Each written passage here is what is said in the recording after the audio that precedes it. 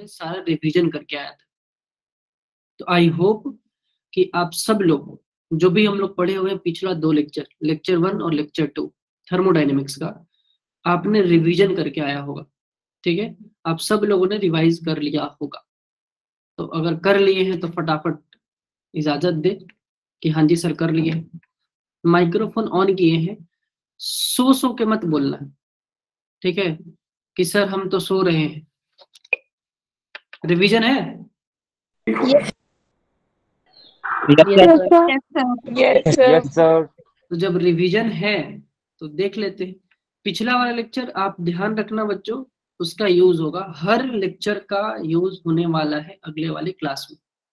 सबसे पहले हम लोग स्टार्टिंग में इंट्रोडक्शन पढ़े थे, थोड़ी बहुत जो टर्मिनोलॉजीज थे उनको देखे थे। फिर सेकंड वाले लेक्चर में हमने इंटरनल एनर्जी देखा, हीट कैपेसिटी देखा, molar heat capacity, specific heat capacity, इन सारी चीजों को हम लोग देखे थे। ठीक है, इसके बाद अगर पिछला लेक्चर आपको याद होगा जो मैंने पढ़ाया था, तो उस पर हम लोग सबसे पहले स्टार्ट करेंगे क्वेश्चन से।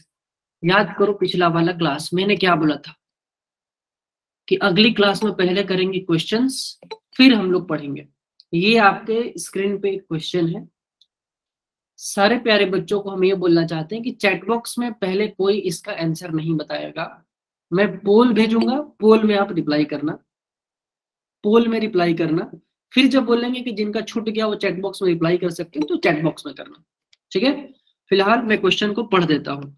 यह कि when 1 mole of gas is heated at constant volume, temperature is raised from 298 kelvin to 308 kelvin, heat supply to the gas is 500 joule, then which of the following is true. तो इस question में बताया गया है, 4 option है, ए B C D. ये AIPMT 2002 में आया हुआ क्वेश्चन है। AIPMT क्या होता है? जो अब नीट का एग्जाम होता है ना बच्चों, वो पहले AIPMT के नाम से हुआ करता था। तो ये एग्जाम का आया हुआ क्वेश्चन आपको बताना है। 10-15 सेकंड और ले लो, 20 सेकंड मान के चलो, फिर आपके स्क्रीन पे पोल जाएगा। अभी पोल नहीं गया है तो अभी कोई भी चैट बॉक्स में रिप्लाई मत कीजिएगा। आप बना लिए होंगे तो भी, नहीं बनाए होंगे तो भी, चुपचाप अभी बैठे रहिए, फिर चैट बॉक्स में कीजिएगा।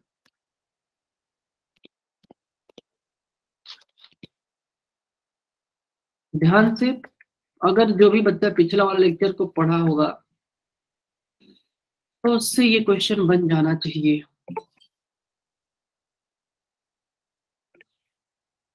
सोफिया रानी, क्यों अपने आप को इतना चालाक दिखा रही है कि आवाज नहीं पहुंच पा रही है? जितने भी बच्चे हैं जो बोल रहे हैं चैट बॉक्स में नहीं करना है, तो अपने आप को चालाक ज्यादा दिखाने लगते हो क्या आप लोग? और भी बहुत सारे बच्चों का हो गया होगा, रिप्लाई नहीं कर रहे ना, वेट कर रहे हो। वेट करो।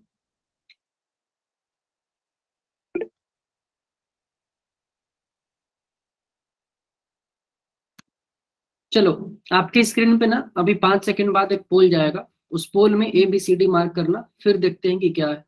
फिर मैं इसको बताऊंगा, जिन बच्चों से नहीं हो पाएगा फिर मैं बताऊंगा। देखो, आप सब लोग स्क्रीन पे एक पोल गया होगा, वहां पे आंसर को मार्क करो फटाफट। फटाफट मार्क करेंगे पहले।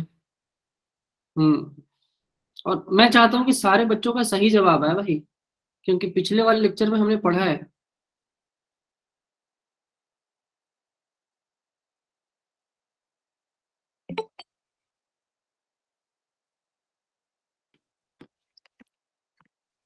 अभी भी वो काफी लोगों ने वोट नहीं किया है। 40 लोगों में से नहीं, 41, 42, 43 बढ़ते जा रहे हैं। काफी लोगों ने, मेरे को इस बात की खुशी है कि बच्चों ने रिवीजन करके आया है। लगभग लोगों ने सही जवाब दिया है, कुछ एक दो बच्चे रह गए हैं जो उन्होंने गलत जवाब दिया है। बाकी अब जिन बच्चों के पास पोल में नहीं आ रहा होगा ना, तो एक बार फटाफट अब चैट बॉक्स में रिप्लाई कर दो।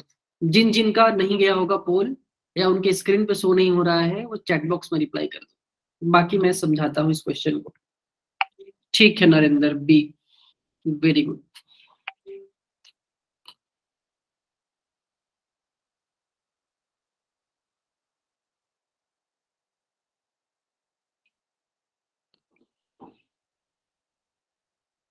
चलो जी, अब आ जाओ, मैं करके बता रहा हूँ। करें? करें क्या? फटाफट बोलो हाँ या ना, बोल दो। करें ना? हाँ जी। तो चैट बॉक्स थोड़ी देर के लिए बंद कर दे रहे हैं, उसके बाद फिर पहले समझ लो, फिर चैट बॉक्स होगा ऑन। क्वेश्चन में बोल रहा, देखना कितना लल्लू सवाल दे रखा है। कितना लल्लू सवाल आता है परीक्षा में। और मैं केवल ये बताना चाह रहा हूँ कि जो भी हम लोग पढ़ाई करते हैं, चीजें वहीं के आसपास कहीं ना कहीं रहेंगी। आप लोगों को रिवीजन करते रहना होगा प्रॉपर तरीके से। कैसे सर? तो बोला गया क्वेश्चन में कि व्हेन 1 मोल ऑफ गैस, जो जो बोला गया इंपॉर्टेंट चीज ना, आप उसको एक जगह कहीं लिख लो या पॉइंट आउट कर लो कि गैस है उसका 1 मोल है, उसको हम लोग हीट कर रहे हैं कांस्टेंट वॉल्यूम पे। क्या कांस्टेंट है भैया? तो कांस्टेंट वॉल्यूम है। चलो जी, टेम्परेचर ब्लब 298 से 308 केल्विन हो जाता है। तो टेम्परेचर जो है इनिशियल में था 298 केल्विन और ये इंक्रीज होके हो गया 308 केल्विन पे। तो हीट सप्लाइड भी तुम्हें दे रखा है, जो बहुत सारा चीज दे रखा है तुमको यार, इसमें करना क्या है। हीट सप्लाइड है 500 जूल। तो पूछा गया कौन सा इसमें से सही है। याद करो पिछला वाला क्लास सारे प्यारे बच्चों, मैंने आपको केवल 2 ही फॉर्मूला बताया था पिछले वाले क्लास में। एक वर्क डन का कैलकुलेशन बताए थे हम, और दूसरा बताए थे आपको इंटरनल एनर्जी का फॉर्मूला बताए थे ना। एक मैंने लिखा था कि डेल्टा यू जो होता है वो क्यू प्लस डब्ल्यू होता है, एक ये लिखा था। और दूसरा मैंने बताया था कि वर्क डन जो होता है वो होता है minus P external into delta we. अब जरा गौर से क्वेश्चन में देखो तो वॉल्यूम कांस्टेंट है, तो चेंज इन वॉल्यूम क्या हो जाएगा? डेल्टा भी तो जीरो हो जाएगा। अरे बोलो ना, चेंज इन वॉल्यूम तो हो जाएगा जीरो। तो जैसे ही चेंज इन वॉल्यूम जीरो है यानी कि डेल्टा भी जीरो, तो जीरो को किसी भी चीज से मल्टीप्लाइड करो क्या कर देगा? जीरो। तो वर्क डन आ गया जीरो। जैसे ही ये वर्क डन जीरो आया ना, फटाक से हम क्या करेंगे? ऑप्शन में चेक करेंगे। अरे यार यहाँ तो Q बराबर W बराबर 500 जूल, पक्का नहीं होगा क्योंकि W का वैल्यू जीरो होना चाहिए। सी में देखो W का वैल्यू -500 जूल, ये भी नहीं होगा। डी में देखो W का वैल्यू -500 जूल, ये भी नहीं होगा। बच गया कुल मिला जुला के ऑप्शन हमारा बेचारा बी। इतना आसान सर, एक लाइन का क्वेश्चन था ये, बस एक लाइन का क्वेश्चन, समझ गए? तो आंसर तो हमारा यहीं से हो गया फिलहाल। अभी हम क्यू भी निकालेंगे यहाँ पे और डेल्टा यू भी निकालेंगे। मैं माइक्रोफोन ऑन कर रहा हूँ और एक चीज बताना यहाँ पे, सबसे पहले तो वर्क डन जीरो हो गया, तो ये हो गया जीरो, यानी कि डेल्टा यू का वैल्यू हो जाएगा क्यू के बराबर। अब जो क्यू है ना, पिछले वाले लेक्चर में मैंने साइन कन्वेंशन बताया था कि कब पॉजिटिव होगा क्यू, कब निगेटिव होगा। जरा अभी बताओ यहाँ पे पॉजिटिव होगा कि निगेटिव? माइक्रोफोन ऑन है। Positive. Positive sir, positive positive होगा सर। बहुत बढ़िया, पॉजिटिव। बहुत बढ़िया, मतलब आप लोगों ने रिवीजन किया हुआ है। यहाँ पे हीट सप्लाई किया गया है गैस को, तो जब हीट मिलेगा तो प्लस था, जब हीट रिलीज होगा तो माइनस था, यानी कि यहाँ पे प्लस क्यू है, यानी कि प्लस 500 जूल। ये बी वाला में ही सही आ रहा है क्या? आ रहा है क्या? तो बोल दो जरा कि बहुत टफ था। माइक्रोफोन ऑन है, बहुत टफ था ना? Yes no sir no it sir. Not tough sir सवाल। Work done on the system होगा तो सर पॉजिटिव हो जाता है, अगर सर बाय दी सिस्टम होगा तो नेगेटिव। यहाँ पे लेकिन हमें उससे कोई फर्क ही नहीं पड़ने वाला था कि ऑन द सिस्टम हो रहा है कि बाय द सिस्टम हो रहा है। डायरेक्टली हम डेल्टा वी से निकाल सकते हैं। बहुत टफ था, बहुत टफ था ना? हाँ सर, बहुत टफ था, सर सॉल्व इजी था, हो रहा था। इजी। बहुत। No sir. देखिए लड़की है काजल सिंह यहाँ पे,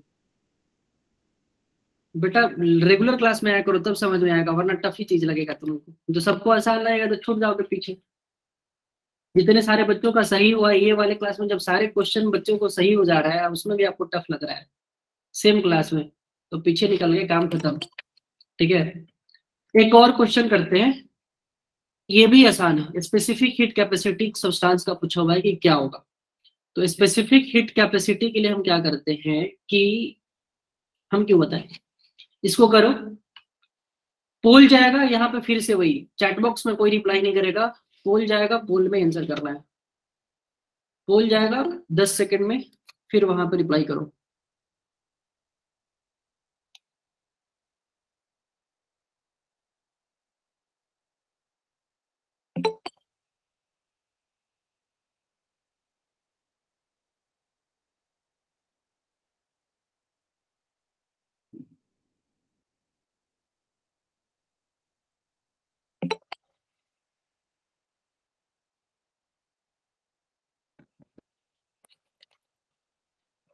पोल जा रहा है बच्चे आपके स्क्रीन पे 5 सेकंड में। अब ये वाला क्वेश्चन को कोई गलत मत करना। अगर जिन बच्चों का गलत हुआ मतलब उनका बेसिक डिफिनेशन उन्होंने रिवीजन नहीं किया है या तो कंफ्यूज्ड है बेसिक डिफिनेशन में, तो इसको कोशिश करिए कि सारे लोग सही करें। सब लोग अपने एक बार स्क्रीन पे देखो, जहां भी गए होंगे वहां पे एक पॉपअप आया होगा, अभी वहां पे पोल में रिप्लाई करो फटाफट। A B C D, specific heat capacity of a substance is equal to. गलत भी कर रहे हैं बच्चे, अरे भाई साहब ऐसे क्यों क्यों क्यों क्यों क्यों क्यों? रिवीजन नहीं है मतलब अभी तक हमारे पास जितना कोई सही का ज्यादा है, बट गलत भी कर रहे हैं। गलत नहीं होना चाहिए ये क्वेश्चन, गलत नहीं, क्योंकि हमने पिछले वाले क्लास में, याद करो आप लोग, 3 पढ़ाया था आपके साथ कि हीट कैपेसिटी क्या होता है, स्पेसिफिक हीट कैपेसिटी क्या होता है, मोलर हीट कैपेसिटी क्या होता है। पिछले वाले क्लास में हमने डिस्कस किया हुआ था। You were supposed to give the correct answer of this question. Chat box on है, चैट बॉक्स ऑन है। जिन बच्चों का अगर नहीं जवाब दे पा रहे हैं वहां पे वो चैट बॉक्स में दे दे। अगर पोल में जिन बच्चों का नहीं हुआ तो यहाँ पे बी बी बी बी, ठीक है ठीक है। अब देखो बताते हैं कितना आसान क्वेश्चन है। याद करो बच्चे पिछला वाला लेक्चर मैंने आपको पढ़ाया था, पहले हीट कैपेसिटी क्या होता है, फिर मोलर हीट कैपेसिटी क्या होता है, और उसके बाद हमने पढ़ा था कि स्पेसिफिक हीट कैपेसिटी क्या होता है पिछले वाले लेक्चर में। तो स्पेसिफिक हीट कैपेसिटी को हमने एस से रिप्रेजेंट किया था और उसको हम बोले थे कि the amount of heat required to raise the temperature of 1 gram of substance by 1 degree Celsius था ना, कि 1 ग्राम सब्सटेंस का 1 डिग्री सेल्सियस टेम्परेचर बढ़ाने के लिए जो हम लोग हीट देते हैं उसको हम लोग बोलते हैं स्पेसिफिक हीट कैपेसिटी। तो ये क्या होता है, हमने इसको फॉर्मूला में कैसे किया था, the amount of heat required यानी कि Q upon the amount of heat required to raise the temperature of 1 gram यानी कि मास, तो M, और टेम्परेचर बढ़ा रहे हैं 1 डिग्री सेल्सियस से, तो delta T। So the amount of heat required to raise the temperature of 1 gram of substance by 1 degree Celsius, ये होता है स्पेसिफिक हीट कैपेसिटी, जो कि हमने पिछले वाले क्लास में देखा था। इसके साथ साथ हमने एक और बात किया हुआ था कि हीट कैपेसिटी क्या होता है, हीट कैपेसिटी। और हीट कैपेसिटी को हम डिफाइन किए थे C से रिप्रेजेंट करके कि the amount of heat required to raise the temperature of a system by unit degree Celsius, तो C is equal to Q upon delta T था।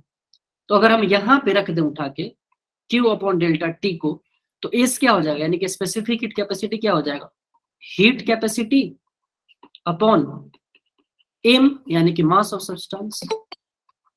तो इतना टफ क्वेश्चन था ये, आंसर बी। तो जिन बच्चों ने बी मार्क किया है, जिन भी बच्चों ने बी मार्क किया उनका सही है, ठीक है। तो माइक्रोफोन ऑन है। बहुत टफ था ना कि आप लोगों ने गलत किया है, बहुत टफ। सर मेरा करेक्ट था। करना है, ठीक है, आसान नहीं बन रहा है। जिन बच्चों का गलत हुआ है इसका मतलब कि आप लोगों ने रिवीजन नहीं किया है। तो आप जाइए, पिछले वाले क्लास का रिकॉर्डिंग भी अपडेटेड है, आप जाओ यूट्यूब चैनल पे जो भी हम लोग का रिकॉर्डिंग्स है वहां पे आप जाके देखो, सारा चीज अपडेटेड है। आपके व्हाट्सएप के डिस्क्रिप्शन बॉक्स में नोट्स भी अपडेटेड है, चेक करो, पढ़ो, पढ़ना इज इम्पोर्टेंट। अगर ये हो गया तो एक क्वेश्चन और करते हैं और फिर हम लोग आज की थियरी वाला चीज पढ़ेंगे। क्या कि SI unit of heat capacity is, गलती मत करो, जल्दी जल्दी में क्लिक मत करो आयुष, प्राइज नहीं मिल रहा है जल्दी जल्दी क्लिक करने के लिए। हीट कैपेसिटी का SI यूनिट क्या होता है ये हम लोग भी पिछले वाले क्लास में पढ़े हुए हैं, फिर भी गलती नहीं करना है इसको। चैट बॉक्स में भी कोई रिप्लाई नहीं करेगा। हरिओम जी रुक जाइए, आप रोज आते हैं ना, आप रोज क्लास में आते हैं, फिर भी ऐसी चीज कर रहे हैं। एटलीस्ट जो बच्चे क्लास में रेगुलर है ना, आप लोग बातों को समझा करिए, ठीक है। पोल जाएगा, पोल में रिप्लाई करिए।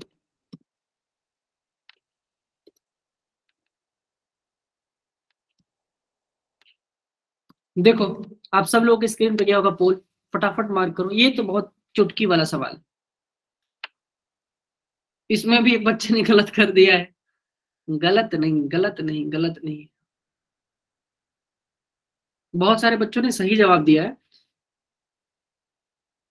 सानिया बोल रही है कि हम पहले वाला लेक्चर नहीं ले पाए थे। क्यों सानिया, प्रॉब्लम क्या था? स्क्रीन पर नहीं आ रहा है पोल। अगर खुशबू स्क्रीन पर नहीं आ रहा है ना, अगर आप मोबाइल से जुड़े हो तो 3 डॉट होगा, 3 डॉट पे क्लिक करो, वहां पे एक्टिविटीज होगा, एक्टिविटीज पे क्लिक करना, उसमें पोल्स का सेक्शन है। जो भी बच्चे अगर नहीं लेक्चर ले रहे हैं ना, फटाफट यहाँ पे लिखो कि रीजन क्या है, आप क्यों नहीं ले रहे हो लेक्चर। कि सर शादी में हमको तो खाना पसंद है और बगल वाले घर में शादी हो रहा था, सोचे कि चलो आज थोड़ा सा हम पेट पूजा करके चले आते हैं।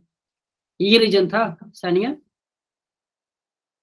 क्योंकि अभी शादी का माहौल चल रहा है ना, शादी का सीजन है अभी, तो शादी के माहौल में आप लोग ये मत करते ना कि सर 9 से 10 वाले के बीच में ही खाना मिलता है और हम तो सर वही खाने के टाइम पे बाहर चले जाते हैं और आपका क्लास उसी टाइम पे होता है। तो आप देख लो करना क्या है, खाना खाना है कि पढ़ना है। फिलहाल अभी बात कर लेते हैं पहले हीट कैपेसिटी का। रेगुलर रहिए क्लास में। अगर आपका क्लास छूट जाता है बाई एनी चांस, तो उसी के लिए रिकॉर्डिंग ऑन रहता है, हमेशा रिकॉर्डिंग आप लोग को दिया जाता है। हीट कैपेसिटी को हम लोग सी से रिप्रेजेंट करते हैं और ये क्या था? The amount of heat required to raise the amount of heat required to raise the temperature of a system by unit degree Celsius। तो Q upon delta T याद करो। तो Q upon delta T मतलब क्या है? Heat का होगा joule और टेम्परेचर के लिए हो जाएगा केल्विन। तो जूल पर केल्विन, ये कहीं तो है। जो बच्चे ने भी मारा हुआ है ये ना कि सी ऑप्शन, वो बच्चा कंफ्यूज हो गया है। ये स्पेसिफिक हीट कैपेसिटी का है सी, जूल पर केजी इंटू केल्विन। आ रहा है बात समझ में?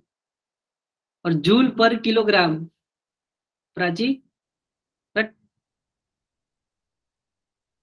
जाके फॉर्मूला नहीं, डिफिनीशन को याद करो। हीट कैपेसिटी केवल है, हीट कैपेसिटी का याद करो डिफिनीशन क्या था? The amount of heat required to raise the temperature of a system by unit degree Celsius. और फॉर्मूला मैंने क्या होता है? C is equal to Q upon delta T। अब यही तुम लोग बोलोगे सर हम तो रिवीजन करके आए हैं। नहीं जी, आप रिवीजन करके नहीं आए। अच्छा ऐसा है क्या कि हम नहीं बताए थे? माइक्रोफोन ऑन है, बताए थे कि नहीं बताए थे? बताया था आपने, बताया था।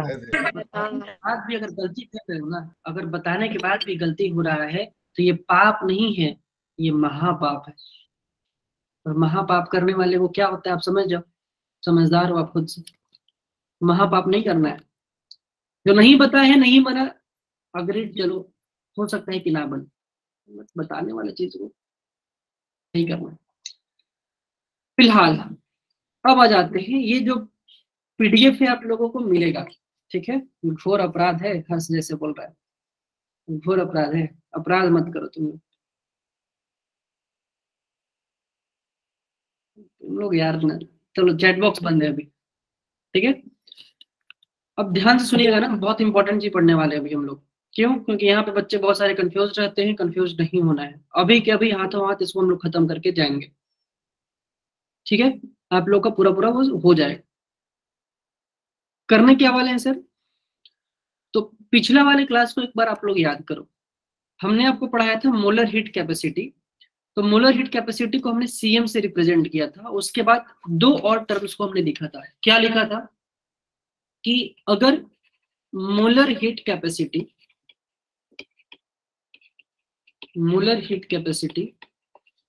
एट कांस्टेंट प्रेशर, तो इसको हम लोग सीपी बोलते हैं। और molar heat capacity at constant volume, molar heat capacity at constant volume, तो ये होता है सीवी। ये पिछले वाले क्लास में हम लोगों ने पढ़ा हुआ है। और सीपी माइनस सीवी का रिलेशन होता है आर। याद करिएगा, जो कि मैंने बोला था कि फॉर एनी गैस, किसी भी गैस के लिए ये जो रिलेशन है ना कि सीपी माइनस सीवी वो आर के बराबर होगा। आर क्या होता है? Gas constant. ये हम लोग स्टेट्स ऑफ मैटर में भी पढ़े हुए हैं। तो CP minus CV is equal to होता है आर, ठीक है? तो इन 2-3 चीजों को हमने पिछले वाले क्लास में पढ़ा है। अब जो सीपी और सीवी है, तो इसके जस्ट आगे एक और टर्म आता है बच्चे, गामा। ये गामा को लिखने का तरीका है एक्चुअली में ऐसे, ये दिख रहा है क्या साइन? कुछ ऐसे ऐसे बनाते हैं। अब इतना हमें बनाने नहीं आता है तो हम ऐसे बनाते हैं, घुमा के वाई लिख देते हैं, बन जाता है गामा। तो गामा होता क्या है, गामा एक कांस्टेंट टर्म है, सिंपल सा बात है। कभी कोई पूछा कि सर गामा क्या होता है, तो सीपी में से सीवी को घटाने पे आर आता है, ठीक है, CP minus CV is equal to R. अगर तुम सीपी अपॉन सीवी कर दो, जब दोनों का रेशियो ले ले तो एक फिक्स्ड कांस्टेंट नंबर आता है, और वो जो कांस्टेंट नंबर आता है ये एक कैरेक्टरिस्टिक प्रॉपर्टी है। सीपी होता है कांस्टेंट प्रेशर पे मोलर हीट कैपेसिटी, सीवी होता है कांस्टेंट वॉल्यूम पे मोलर हीट कैपेसिटी। उन दोनों का हम रेशियो ले तो एक कैरेक्टरिस्टिक फीचर डेवलप, मतलब कैरेक्टरिस्टिक नंबर आता है। वो जो नंबर है उसको हम प्यार से गामा बोल देते हैं, ताकि हम उनको याद रखेंगे, अच्छा ये नंबर कोई कांस्टेंट है, ठीक है। वो नंबर होता क्या है अभी हम लोग देखेंगे, फिलहाल ये दो चीज देखें, आगे आगे नहीं फुटफुटाना है पंकज जी, जैसे जैसे बताते जाएंगे वैसे वैसे सीखते जाओ, सब समझ में आ जाएगा इसका क्या फॉर्मूला है। तो CP minus CV is equal to R, पहला फॉर्मूला। दूसरा हमने सीखा कि गामा क्या होगा, सीपी अपॉन सीवी है, सीपी अपॉन सीवी है, सीपी अपॉन सीवी है, ठीक है। लेट से आए हो आज डोरेमोन, लेट से आया तुम, यहां पे आ जाओ, ध्यान देना स्क्रीन पे, वरना ना ये बहुत इंपॉर्टेंट चीजें चल रही है ना, दिमाग से निकल जाएगा, और रिपीट नहीं करने वाले हैं, तो ध्यान से सुन लीजिएगा। अब gamma is equal to CP upon CV है, तो यहां से आप लोग ये लिख सकते हो क्या, CP is equal to gamma CV, यहाँ पे मल्टीप्लाई कर दिया, तो इस वाले से हमने लिख दिया CP is equal to gamma CV, और इसको उठा के इस वाले रिलेशन में रख दिया। रिलेशन क्या था, CP minus CV is equal to R. तो सीपी का वैल्यू क्या है यहाँ पे, गामा सीवी, वो रख दिया, minus CV is equal to R. अब दोनों में सीवी कॉमन है तो कॉमन ले लो, हो गया gamma minus one is equal to R. तो सीवी का वैल्यू यहां से आ जाएगा R upon gamma minus one, R upon gamma minus one. तो एक और हमारे पास रिलेशन आ गया सीवी निकालने के लिए, CV is equal to R upon gamma minus one, ठीक है। तो ये भी ध्यान में रखना। अब एक बच्चा पूछता था कि सर सीपी का क्या हो जाएगा, यही वाले रिलेशन में मैं आपको एक होमवर्क दे रहा हूं, करके आना, और नहीं कर पाओगे तो बोलो मैं अभी करके दिखाऊं। यहां से हमने सीपी का वैल्यू लिखा था गामा सीवी, तो हम यहाँ से सीवी लिख सकते हैं, क्या हो जाएगा, सीपी अपॉन गामा। अब ये सीवी को उठाओ और ऊपर वाले रिलेशन में रख दो, तो वहां से सीपी का भी वैल्यू आ जाएगा। जैसे यहाँ पे सीवी आया है R upon gamma minus one, तो वहां से सीपी का वैल्यू आ जाएगा, सीवी का भी वैल्यू आ जाएगा, नहीं सीवी निकाला ना, R upon gamma minus one, तो सीवी है R upon gamma minus one. तो ये याद रखना, सीपी निकाल सकते हैं हम लोग वैसे ही, ठीक है। एक बच्चा बोल रहा है कर दीजिए, कर दे रहे तुम्हारे लिए बच्चे,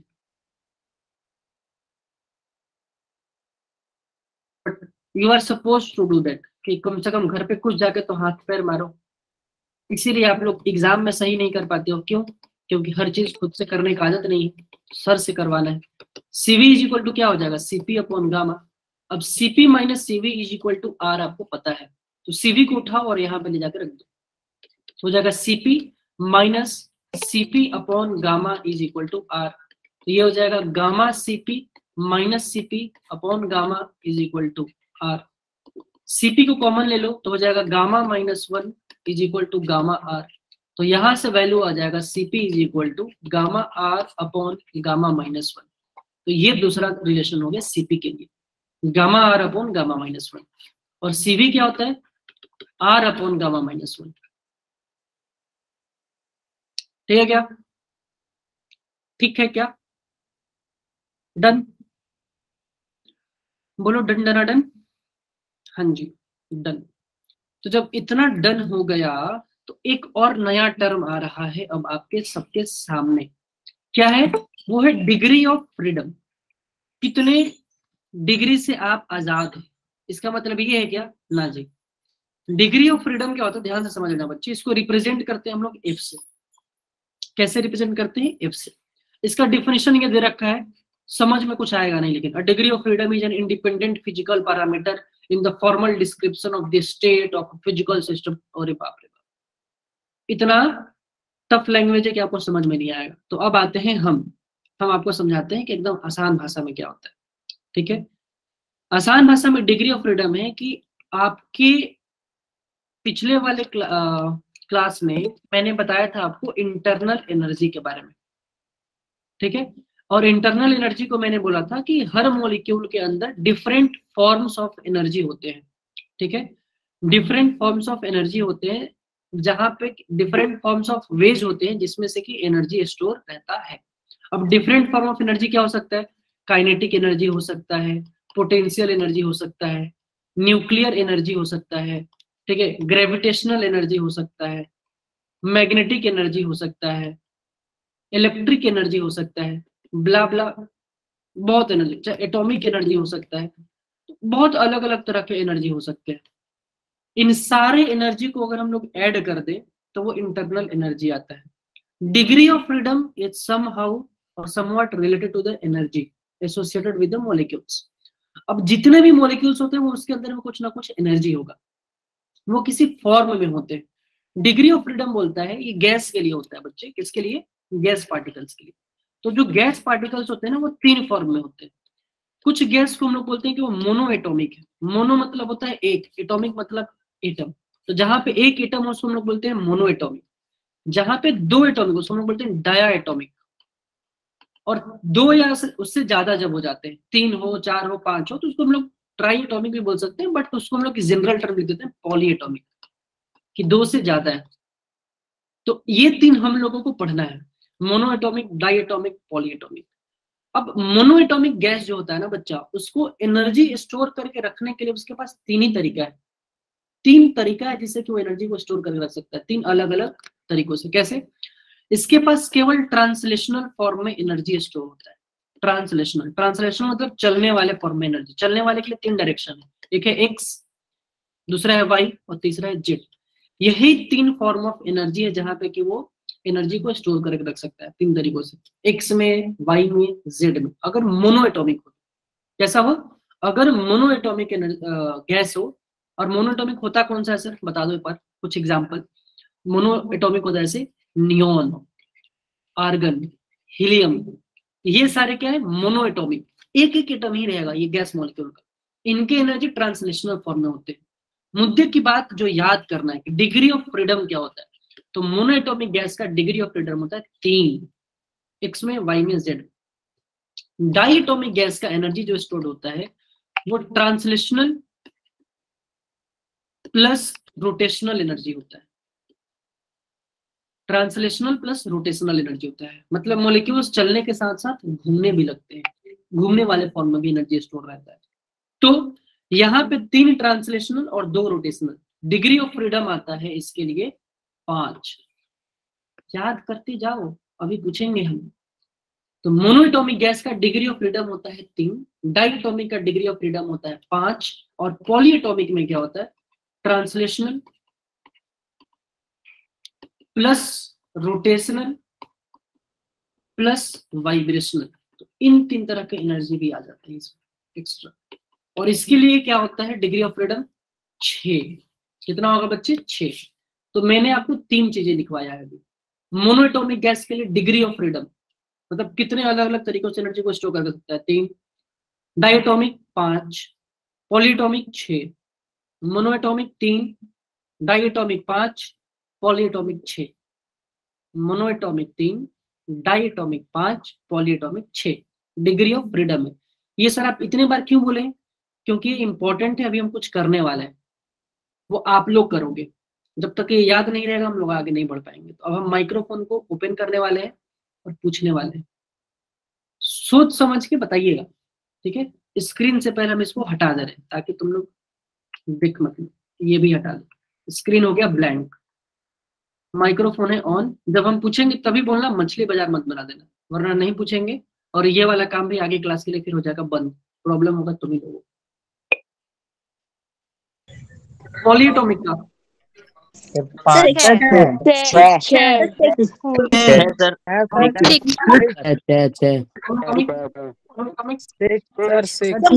degree of freedom 6, monoatomic 3, diatomic monoatomic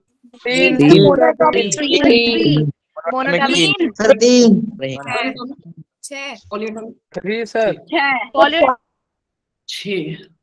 ये ध्यान रखना, अगर इतना याद हो गया तो हमने अभी क्या बात किया बच्चे? दो तीन फॉर्मूला लिखे थे हम लोग और डिग्री ऑफ फ्रीडम का बात किए हैं। तो हम एक जगह लिख रहे हैं, तुम भी लिख लो। हमने सबसे पहले बात किया था कि Cp minus Cv is equal to होता है R। एक ये याद रखना है, पहला फॉर्मूला। दूसरा हमने गामा की बात की थी, वो होता है Cp अपॉन Cv। एक और रिलेशन भी लिखे थे हम लोग, तो उसको भी रहने देते हैं।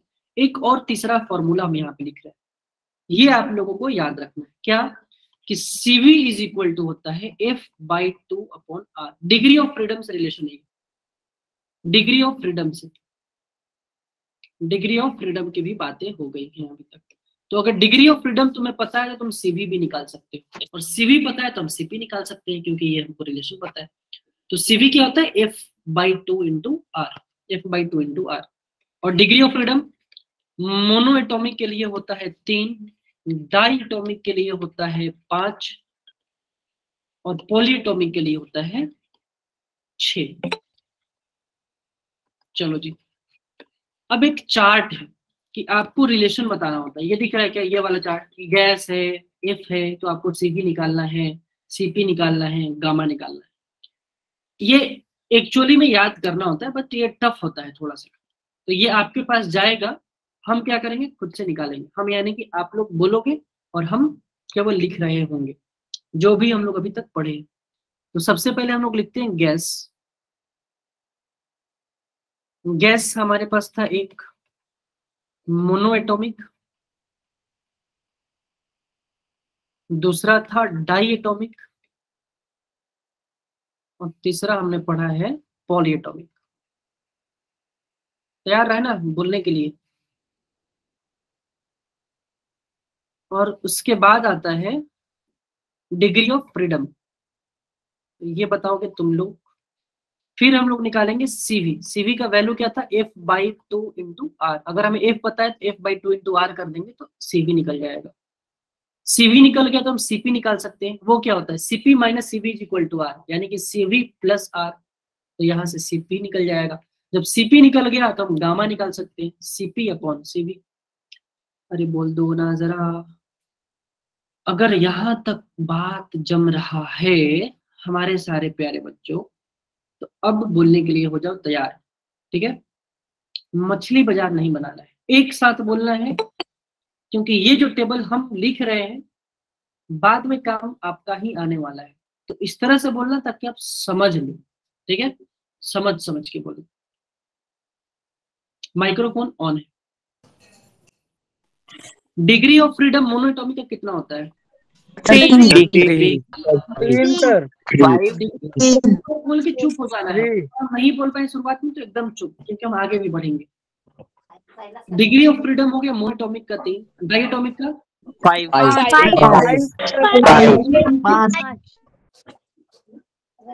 पॉलीएटॉमिक 6 हम लोग Cv का वैल्यू। तो अगर मोनोएटॉमिक का पता है, F का वैल्यू 3 है, तो Cv क्या हो जाएगा मोनोएटॉमिक के लिए? 3/2 3R/2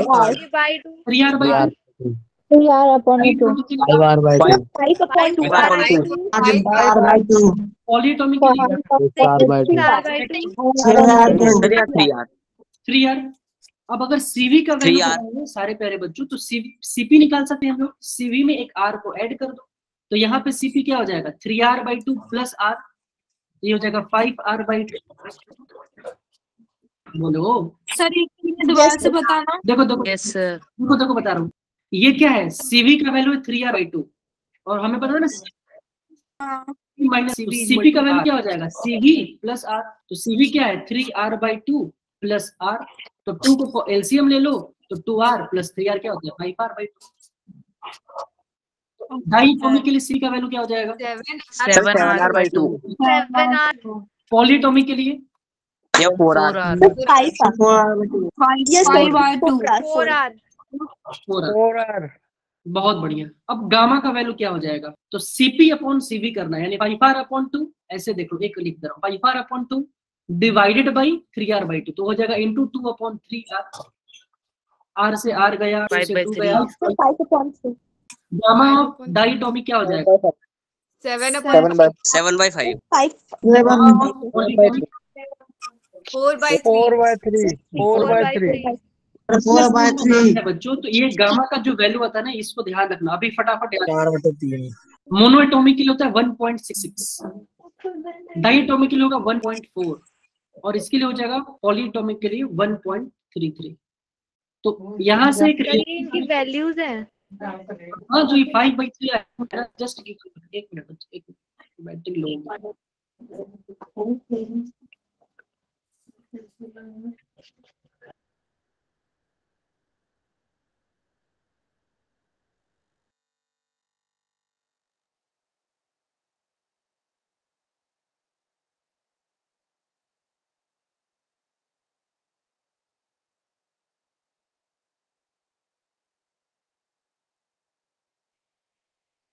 हाँ जी बच्चों, तो ये जो गामा का वैल्यू है ना 5/3, ये टर्म आया है। सुनाई दे रहा है और दिखाई दे रहा है? चैट बॉक्स में फटाफट बता देना, चैट बॉक्स है, ठीक है। तो गामा का ये वैल्यू है।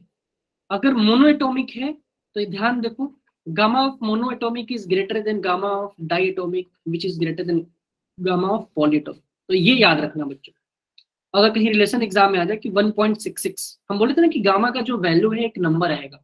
याद करो, जब मैंने गामा बताया था कि CP/CV, तो ये एक नंबर आता है, ठीक है।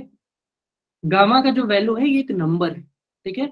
यही नंबर है 1.66 दिख रहा है क्या मोनोएटॉमिक के लिए? डाइएटॉमिक के लिए 1.4, पॉलीएटॉमिक के लिए 1.33। तो ये ध्यान रखना कि हमेशा मोनोएटॉमिक गैस के लिए गामा का वैल्यू ज्यादा होगा, डाइएटॉमिक के लिए कम होगा, उसके बाद पॉलीएटॉमिक। तो ये जो चार्ट है, क्या ये आपको हमेशा याद रहेगा कि दिक्कत करेगा? माइक्रोफोन ऑन है। याद सर देखने में मुश्किल लग रहा था, मुझे आसान हो गया। हाँ, तो अब ठीक है ना, हमारा काम ही है मुश्किल चीजों को आसान बनाना। तो अब आप लोग इस चीज को घर पे जाके फिर से बनाइएगा और खुद से कीजिएगा। क्यों? क्योंकि अभी आपने बोल दिया, आपको अभी समझ में आ गया, लेकिन जब तक घर पे जाके आप 2-3 बार खुद से प्रैक्टिस नहीं करोगे ना, ये दिमाग से स्किप कर जाएगा। और ये हमेशा होता है हम सब लोगों के साथ, दिमाग से स्किप नहीं करवाना है, इसको जाके प्रैक्टिस कर लीजिएगा, हो जाएगा। बोलो डंडनाडन फटाफट, हो जाएगा ना? अगर हो जाएगा तो फिर हम लोग पढ़ते हैं आगे। Just give me a minute.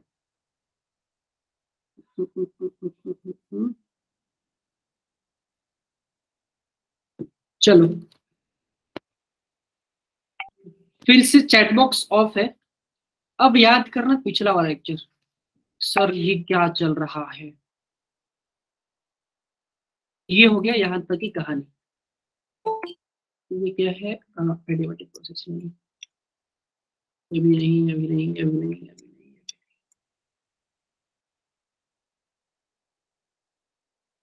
ये आते हैं फर्स्ट लॉ ऑफ थर्मोडायनेमिक्स। पिछले वाले लेक्चर में हम सब लोगों ने ये पढ़ लिया था कि 0th लॉ ऑफ थर्मोडायनेमिक्स क्या है, ठीक है। अरे पढ़े थे ना? बोलो हाँ या ना, माइक्रोफोन ऑन है। पढ़े थे ना?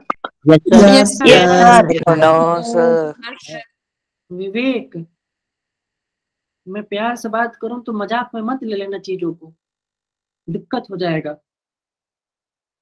या तो आप नहीं आए, ठीक है। तो सारे बच्चों, पिछले वाले क्लास में मैंने आप सब लोगों को एक इंटरनल एनर्जी का रिलेशन भी बताया था, याद करना। रिलेशन बताया था, वो जो रिलेशन था ना, बस मैंने वहां पे लिखा नहीं था कि वो है क्या। आज हम लोग पढ़ेंगे फर्स्ट लॉ ऑफ थर्मोडायनेमिक्स। अब फर्स्ट ऑफ थर्मोडायनेमिक्स क्या है? थियोरेटिकली अगर कहीं लिखना होगा तो आप ये लिख सकते हैं क्या कि energy of the universe is constant. Universe का एनर्जी जो है ना वो हमेशा कांस्टेंट है, यूनिवर्स का एनर्जी कांस्टेंट है। इसके साथ साथ कई लोग ऐसे भी लिखते हैं कि energy can neither be created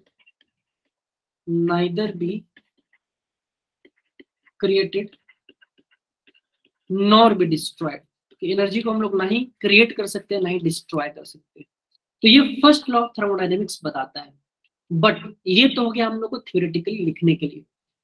first law of thermodynamics होता क्या है, जहां एनर्जी के बाद होता है ना, इंटरनल एनर्जी कभी भी तुम्हारा हमेशा कांस्टेंट रहेगा, ये बोल रहा है यूनिवर्स का एनर्जी कांस्टेंट रहेगा। तो कैसे इसको हम लोग मैथमेटिकली लिखते हैं, मैथमेटिकली लिखने का है कि चेंज इन इंटरनल एनर्जी जो डेल्टा यू है वो delta Q plus delta W के बराबर होगा।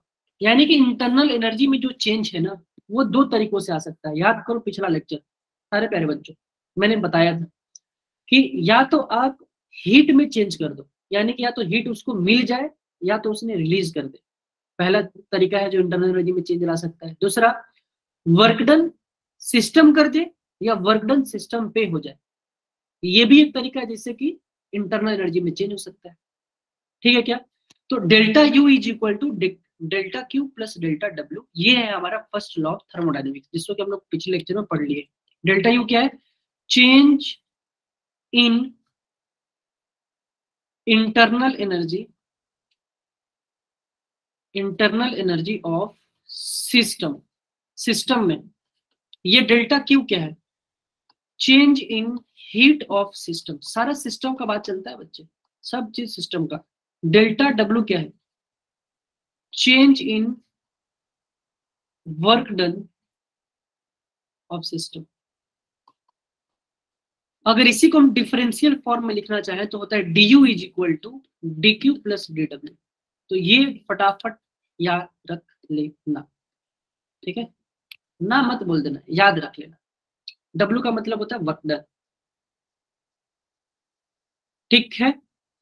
तो D U is equal to D Q plus W या delta U is equal to delta Q plus delta W. पिछले वाले लेक्चर में मैंने इसको अच्छे से समझाया था, 4 एग्जाम्पल मैंने एग्जाम्पल लेके आपसे बुलवाया भी था, याद कर लीजिएगा पिछला वाला लेक्चर।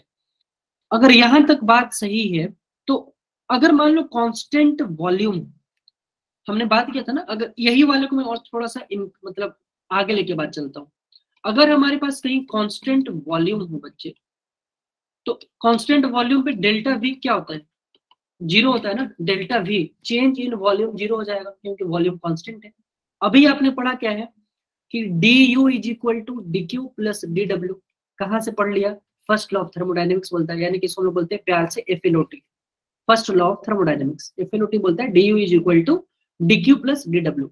अगर डेल्टा वी जीरो है तो याद करो पिछला वाला लेक्चर मैंने बताया था कि वर्क डन क्या होता है, minus P external delta V. अगर तुम इसको लिखो D W is equal to क्या हो जाएगा, minus P external D V. अब डेल्टा वी जीरो है तो डीवी वी क्या हो जाएगा, जीरो, यानी कि डी डब्ल्यू क्या हो जाएगा, जीरो। वर्क डन तो हो गया जीरो, जैसे ही वर्क डन जीरो हुआ तो इसको करो फटाक से जीरो, फटाक से जीरो। तो जैसे फटाक से जीरो हुआ तो खटाक से क्या हो जाएगा, D U is equal to D Q, D U is equal to हो जाएगा डी क्यू। और जैसे ही फटाक खटाक चल रहा है ना डी क्यू, अरे याद करो हीट सप्लाइड, थोड़ा सा हीट सप्लाइड, तो क्या याद करें सर हम, मोलर हीट कैपेसिटी किसी को याद है क्या, मोलर हीट कैपेसिटी। तो molar heat capacity at constant volume क्या था, मोलर हीट कैपेसिटी था क्या, Q upon N delta T, इस तरह से था ना, CM था। अगर इसी को हम एट कांस्टेंट वॉल्यूम बोल दूं, molar heat capacity at constant volume, तो ये थे भाई साहब CV is equal to Q upon N delta T। तो यहां से Q का वैल्यू आ जाएगा NCV डेल्टा T। अगर इसको हम डिफरेंशियल फॉर्म में लिखना चाहें तो ये हो जाएगा DQ is equal to NCV DT। हम इतना क्यों कर रहे हैं सर, काहे कि DU का वैल्यू DQ के बराबर था और हमको अभी भी कुछ मन कर रहा है लिखने का, तो हम लोग यहां से लिख सकते हैं DU is equal to NCV DT। और ये फॉर्मूला इसलिए हम बताए हैं, इतना याद रखना है। फॉर एनी गैस, किसी भी गैस का कांस्टेंट वॉल्यूम पे जो DU का वैल्यू होता है NCV DT। एक बार और बता दें, लो सानिया तुम्हारे लिए, DU इज इक्वल टू होता है DQ plus DW, first law of thermodynamics. अगर वॉल्यूम कांस्टेंट है डेल्टा V जीरो हो जाएगा, यानी कि वर्क डन जीरो हो जाएगा, मिला जुला के बात ये है। तो जैसे ही वर्क डन ये 0 हुआ बच्चे, तो du का वैल्यू dq के बराबर हो जाएगा। अब dq को हम क्या लिख सकते हैं, कांस्टेंट वॉल्यूम पे। ये एक सोचने वाली बात थी। कांस्टेंट वॉल्यूम पे मोलर हीट कैपेसिटी होता है cv और उसका वैल्यू होता है q upon n delta T. ये कहाँ से प्रकट हो गया सर? प्रकट नहीं हुआ है, पिछले वाले क्लास में मैंने बकायदा पढ़ाया हुआ है। तो यहाँ से q का वैल्यू आ जाता है n cv डेल्टा टी। ये मत बोल रहा सर आखिर क्यों नहीं है, q का वैल्यू है n cv डेल्टा टी। तो इसका डिफरेंशियल फॉर्म क्या हो जाएगा, dq is equal to n cv dt। उठाओ रख दो, तो du का वैल्यू हो जाएगा n cv dt, n cv dt। यही चीज को यहाँ पे इस वाले चार्ट में लिखा हुआ है, जो आपको स्लाइड मिलेगा घर पे पीडीएफ। तो बैठ के रो मत देना कि सर ये कहाँ से आ गया, हमें तो कुछ समझ ही में नहीं आ रहा है सर, हम है क्या करें। है तो नहीं मचाना है, मैंने बता दिया है पूरा बकायदा बढ़िया से कि फर्स्ट लॉ ऑफ थर्मोडायनामिक्स बोलता है delta U is equal to Q plus W blah blah, या D U is equal to D Q plus D W. चलो जी, ये डेल्टा यू क्या है ये सब बता दिए। कांस्टेंट वॉल्यूम पे डी डब्ल्यू होगा 0, तो डी यू का वैल्यू हो जाएगा डी क्यू के बराबर, तो डी यू का वैल्यू हो जाएगा N C V D T के बराबर। यही तो हम लिखे थे, तो हो गया डन, एकदम खुश हो गए हम। ये लड़कों के लिए है और ये बालिकाओं के लिए है। बाल बाल बनाते रहे इधर, ठीक है। तो दोनों लोग खुश, अब चलते हैं, ठीक है। अगर ये बात समझ में आ गया तो अब क्वेश्चन करेंगे हम लोग फर्स्ट लॉ ऑफ थर्मोडायनेमिक्स पे। फर्स्ट लॉ ऑफ थर्मोडायनेमिक्स पे कुछ क्वेश्चन कहाँ है, एक क्वेश्चन यहाँ पे। क्वेश्चन क्या बोल रहा है पहले सुन लो। A gas is allowed to expand in a well-insulated container against a constant external pressure of high atm from initial volume of Bl to the final volume of blah. The change in internal energy delta U of the gas in joules will be. तो कुछ question है, हमको पता नहीं है, बहुत tough question है, NEET में आया हुआ है, ठीक है।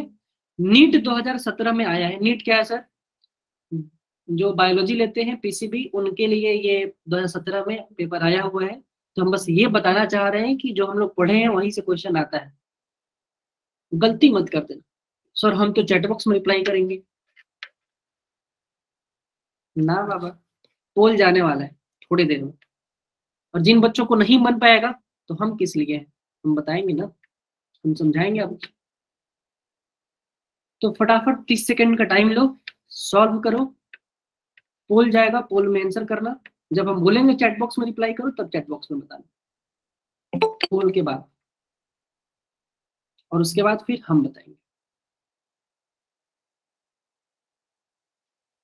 अब 30 हम जोड़ रहे हैं, 1 2 3 4 5 6 7 8 9 10 11 12 13 14 15 16 17 18 19 20 21 22 23 24 25 26 27 28 साढ़े 28 29 29.15 29.30 29 पॉइंट ब्ला ब्ला 30 हो गया। अब तक बन जाना चाहिए था। चलो भाई, सबके स्क्रीन पर फटाफट देखिए पोल गया होगा, स्क्रीन पे देखो पोल गया होगा। अब बताओ आंसर वहां पे।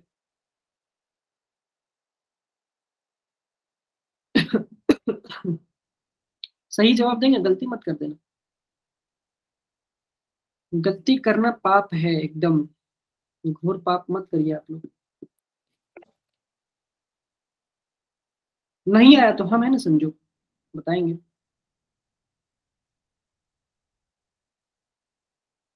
हम बताएंगे।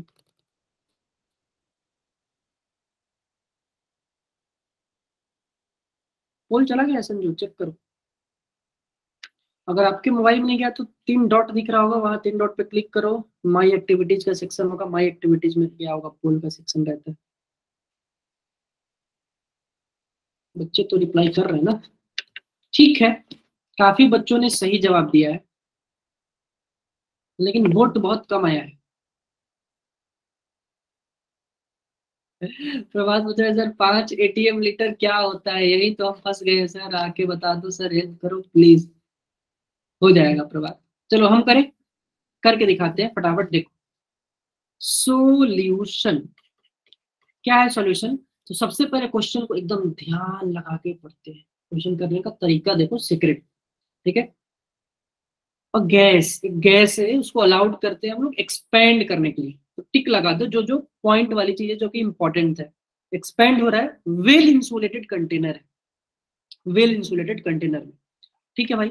Against a constant external pressure, कुछ एटीएम का है, इनिशियल वॉल्यूम है ब्ली और फाइनल वॉल्यूम है ब्ला, तो चेंज इन इंटरनल एनर्जी पूछा है। जैसे ही चेंज इन इंटरनल एनर्जी दिखेगा ना, तो तुरंत दिमाग में चमकना चाहिए कि अरे ये तो एफएलओटी भैया से है। कौन से भैया से है? एफएलओटी, फर्स्ट ऑफ थर्मोडायनेमिक्स, क्योंकि वही चेंज इन इंटरनल एनर्जी का बात करता है। और एफएलओटी बोलता क्या है कि delta U is equal to delta W, चाहे तुम अगर ऐसे लिखना चाहो तो डेल्टा क्यू या क्यू प्लस डब्ल्यू लिख दो इसको, क्यू प्लस डब्ल्यू। ये है फर्स्ट लॉ ऑफ थर्मोडायनेमिक्स। तो ये तो हमें पता है। अब आ जाओ क्वेश्चन में। क्वेश्चन में कुछ कुछ चीजें बोल रखी हैं। क्वेश्चन में क्या चीजें बोल रखा है कि वेल इंसुलेटेड कंटेनर है। चलो जी देखेंगे कुछ कहीं यूज हो रहा है क्या। फिलहाल कांस्टेंट एक्सटर्नल प्रेशर दे रखा है 2.5 एटीएम का। जैसे ही कांस्टेंट एक्सटर्नल प्रेशर दिखे ना, तो तुरंत दिमाग में आना चाहिए अरे वर्क डन का सर फॉर्मूला बता देते हैं कि अगर फॉर्मूला में अगर प्रेशर कांस्टेंट हो तो वर्क डन होता है माइनस पी एक्सटर्नल डेल्टा भी, और अगर वेरिएबल हो तो इंटीग्रेशन वाला बताए थे। हमको तो याद ही नहीं है, याद करो बेवकूफो। तो पी एक्सटर्नल दे दिया, तुम्हें वॉल्यूम दे दिया है कि वी इनिशियल था 2.5 लीटर और वी फाइनल था 4.5 litre. Change in internal energy पूछा है। जैसे ही ये दिख रहा है वेल इंसुलेटेड कंटेनर, यहां से हम लोग क्या कर सकते हैं, इंसुलेटेड मटेरियल है मतलब हीट एक्सचेंज नहीं होगा। क्या बोल दिया? इंसुलेटेड है तो हीट एक्सचेंज ना बाबा ना, नहीं होगा। तो जब हीट एक्सचेंज नहीं तो क्यू का वैल्यू 0। आखिर क्यों? क्योंकि वेल इंसुलेटेड इंसुलेटर है। क्यू का वैल्यू 0 क्यों है? समझ में आ रहा है ना क्यों? क्योंकि वेल इंसुलेटेड इंसुलेटर कंटेनर है, या इंसुलेटर को लिखे कंटेनर। तो क्यू का वैल्यू हो गया 0। जैसे ही क्यू हुआ 0, जैसे ही क्यू हुआ 0, तो डब्ल्यू बोलेगा अरे चेंज इन इंटरनल एनर्जी हम तो तुम्हारे डब्ल्यू के बराबर है। अब जैसे ही डब्ल्यू आता है, बच्चों के दिमाग में फटाक से आता है कि sir pressure constant minus P external delta भी। तो हम कहाँ आपसे राजी है, हम कहाँ आपसे बोलेंगे कि आपको समझ में नहीं आ रहा है, आपको सब समझ में आ रहा है तो आप सही बोल रहे हैं। तो माइनस पी एक्सटर्नल क्या था? पी एक्सटर्नल है 2.5 एटीएम, लिख दिया जी। डेल्टा वी फाइनल है 4.5, इनिशियल था 2.5, तो 4.5 माइनस 2.5 होता है 2, 2 इंटू 2.5 होता है 5, तो ये हो जाएगा -5 एटीएम लीटर। और यहीं पे आके कौन सा एक बच्चा था फंस गया था, प्रभात। तो एक और चीज जो याद रखना है कि 1 litre ATM is equal to, जब जूल में कन्वर्ट करना हो तो 101 माने 101.3 जूल, 101.3 जूल होता है 1 लीटर एटीएम का वैल्यू। तो फटाफट यहाँ पे मल्टीप्लाई कर देंगे कि -5 इंटू 101.3 जूल, तो ये अप्रोक्सीमेटली कितना आ रहा है? -505 जूल के बराबर। और कौन सा ऑप्शन है? सी, -505 जूल। अब एक चीज का हमने ना यूज नहीं किया है क्योंकि यहाँ पे जरूरत वैसे भी नहीं पड़ रहा था। ध्यान रखो, एक्सपेंड लिखा हो ना, एक्सपेंड, एक्सपेंशन हो रहा है। हम बताए थे क्या पिछले वाले क्लास में कि जैसे ही एक्सपेंशन होगा मतलब डेल्टा वी का value positive, delta V positive है तो वर्कडन क्या हो जाएगा? निगेटिव। तो वर्कडन पक्का निगेटिव आएगा। तो यहां से देखो ए ऑप्शन और डी ऑप्शन को बिना हम कुछ किए यहीं से काट सकते थे। ए और डी तो पक्का नहीं हुआ, क्यों? क्योंकि देखो पॉजिटिव है, डेल्टा यू डब्ल्यू के बराबर है ना, change in internal energy W के बराबर, और डब्ल्यू कभी भी यहाँ पे पॉजिटिव नहीं होगा क्योंकि एक्सपेंशन हो रहा है। तो ए और डी तो पक्का नहीं हो सकता है, या तो होगा सी या तो होगा बी। तो एग्जाम में ऑप्शन का एलिमिनेशन ऐसे होता है। फटाफट बोलो, ठीक है? ठीक है क्या सारे प्यारे बच्चों? माइक्रोफोन ऑन है। बोलो हाँ या ना। Yes, sir. Yes, sir. तो जब आपकी हामी है तो एक सवाल और करेंगे तब छोड़ेंगे। ये मतलब सर आप तो 10 बज जाता है, फिर भी थोड़ी हमारी क्लासेस लेट ही चलती है। एक क्वेश्चन और बस लास्ट, इसके बाद आपको फ्री कर देंगे। क्वेश्चन ये है Yes, sir. which one of the following equations does not correctly represent the first law of thermodynamics for the given process involving an ideal gas। ये आया हुआ है जेई मेंस 8 अप्रैल 2019 को शिफ्ट 2 का क्वेश्चन है। तो ये भी जेई मेंस में आया हुआ क्वेश्चन है, देखना कितना आसान है। फटाफट कर दो, पोल में आंसर करना है, फिर मैं समझाऊंगा। पोल जाएगा फिर पोल में आंसर करना है, बहुत आसान है ये। हाँ प्रभात,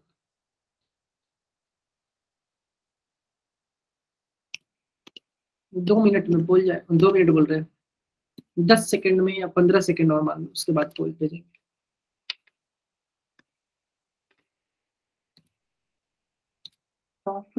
गलती मत करना, क्वेश्चन ऊपर जल्दी जल्दी करो, क्योंकि अगर इतना पढ़े हैं हम लोग तो ये क्वेश्चन बनना चाहिए, तभी हमें मालूम चलेगा। देखो कि कितना आसान क्वेश्चन आता है और हम लोग परीक्षा में नहीं कर पाते हैं। क्यों? क्योंकि हम चीजों को टफ बना के रखे हुए हैं, सो कॉल्ड, जो कि है नहीं। ठीक है, तो ध्यान रखिए। देखिए पोल क्या होगा, आप सब लोग स्क्रीन में फटाफट चेक करो। पोल देखे आओ, देखो अब गया। बच्चे मार्क कर रहे हैं, सानिया बच्चे मार्क कर रहे हैं।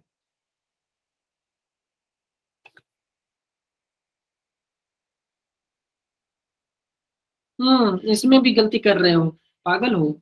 सब लोग सही कर रहे हैं, अधिकतर लोग सही कर रहे हैं, बट गलतियां भी कर रहे हैं लोग, नहीं करना है। आसान क्वेश्चन था, चलो मैं करके दिखाता हूँ, फिर तुम्हें समझ में आएगा कि अरे सर इतना आसान क्वेश्चन था, हम क्या करें। चलो रोना नहीं है, देखो गलती बच्चों से ही होता है, सीखना है गलतियों से।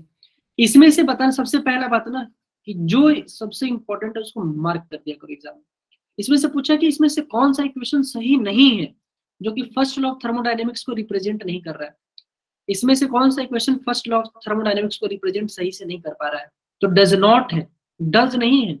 मतलब जो इसमें से गलत होगा ना, उसको आपको मार्क करना है। ये ध्यान रखना बच्चे, क्योंकि बच्चे यहाँ पे सिली मिस्टेक करते हैं। पहला है, अब तो सबसे पहले हम क्या करते हैं, एफ एल ओ टी लिख लेते हैं। होता क्या है ये first law of thermodynamics, delta U is equal to Q plus W. आखिर क्यों? क्योंकि है साइक्लिक प्रोसेस के लिए।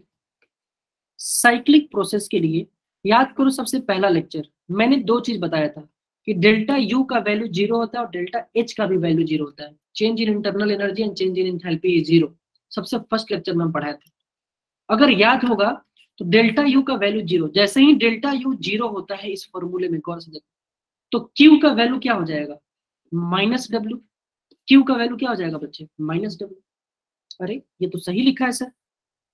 चूंकि ये सही लिखा है इसलिए ये हमारा सही आंसर नहीं है, क्योंकि पूछा डज नॉट करेक्टली रिप्रेजेंट। कौन इसमें से सही करेक्टली रिप्रेजेंट नहीं करता है, तो ये तो सही कर रहा है ना। तो चलो बी ऑप्शन में आ जाते हैं, एडियाबैटिक प्रोसेस के लिए। एडियाबैटिक प्रोसेस, एडियाबैटिक प्रोसेस में हीट एक्सचेंज नहीं होता है, यानी कि Q का वैल्यू हो जाएगा 0। अगर Q का वैल्यू 0 तो डेल्टा यू किसके बराबर हो जाएगा, W के बराबर।